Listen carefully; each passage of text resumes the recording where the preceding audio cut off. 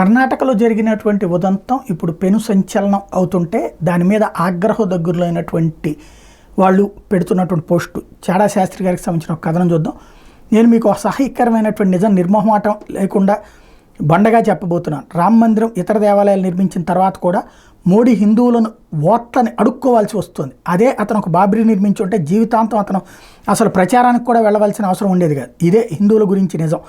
సామూహికంగా మనం విపరీతమైన స్వార్థంతో సిగ్గు లేకుండా వెన్నుపోటు పొడిచే ప్రాణులం ఈ భూమి మీద. అమిత్ ఘోష్ స్టేట్మెంట్ ఇది. దాన్ని ఉటంకిస్తూ ఒక దిగ్భ్రాంతికరమైన సంఘటనలో హుబ్బಳ್ಳಿలో 24 ఏళ్ల విద్యార్థిని నేహ తన కళాశాల క్యాంపస్లో గురువారం కత్తితో పొడిచి చంపబడింది. ఈ నేహ కాంగ్రెస్ కార్పొరేటర్ నిరంజన్ హిరేమత్ కుమార్తె. నేహ హిరేమత్ను అదే కళాశాల విద్యార్థి అయిన ఫయాజ్ పదే కత్తితో పొడిచాడు. స్థానికుల కథనం ప్రకారం ఫయాజ్ నేహాను ప్రేమించమని వేధిస్తున్నాడు.